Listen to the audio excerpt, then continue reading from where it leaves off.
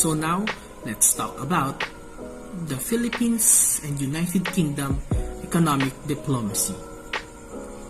The Philippines and United Kingdom share a long history of interaction dating as far back to Sir Francis Drake's landing in Mindanao in 1579. Formal diplomatic relations were eventually established between the Philippines and the UK on 4th of July 1946. Since then, the two governments have worked tirelessly to foster stronger political, economic, cultural, and people-to-people ties. Central to its bilateral relationship is the Philippines-United Kingdom Joint Plan of Action, or the JPA, signed in Manila on 11th of December 2012. It is a political document that serves as a framework for a bilateral cooperation covering 5 key areas: political, economic, consular and law enforcement, cultural and regional, and global issues. Through the years, the relationship has been nurtured by frequent exchanges permitting various levels of government. President Benigno S. Aquino III visited London on 4th to 6th of June 2012 as a guest of the British government. The latest high-level British official to visit the Philippines was the Secretary of State for Foreign and Commonwealth Affairs, Philip Hammond MP, on the 7th of January 2016. The relations between the two countries have been marked by keener British interest in Philippine economic and political developments, as shown by a sharp rise in development assistance, the number and frequency of high-level visits to Manila, and the significant increase in the volume of trade and investments.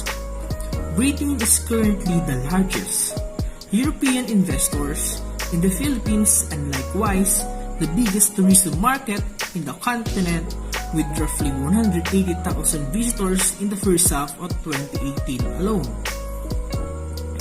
The Philippines and the United Kingdom also share strong ties in education and the recent transnational education partnership between the top Philippine and British universities in the past 2 years, and a steady influx of Filipino scholars in many of the UK's premier universities. The strength of bilateral ties between UK and the Philippines is rests on the strong links between our peoples. There are over 200,000 Filipinos living and working in the UK, many of them already British citizens and contributing positively to the fabric of British society. They work in a variety of sectors such as in information technology, engineering, aviation, education, and hospitality.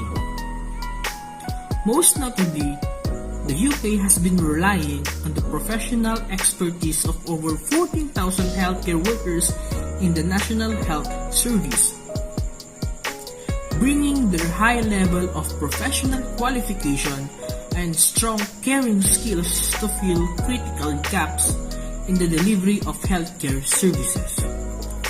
On the other hand, around 17,000 British citizens live permanently here in the Philippines. Moreover, the United Kingdom and the Philippines made a joint commitment to enhance economic cooperation and expand trade and investment between the two countries.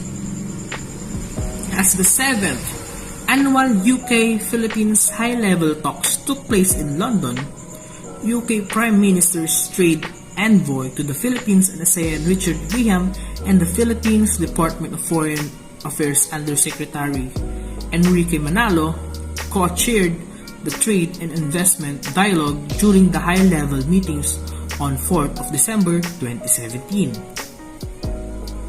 A joint statement of intent Enhanced economic cooperation between the United Kingdom and the Philippines was adopted during the meeting, which marks a significant step forward in two countries' bilateral trade relationship. The joint statement identified focus sectors with the highest potential for mutually beneficial economic gains, such as the infrastructure, social development, such as the education and health. Next is the digital economy and the capital markets development. To expand trade and investment flows between the Philippines and the UK, collaboration, small and medium enterprise or the SME development, and global value chain integration shall be pursued. The Philippines conveyed its interest in establishing a framework for the bilateral economic relations that will be carried forward by regular dialogue.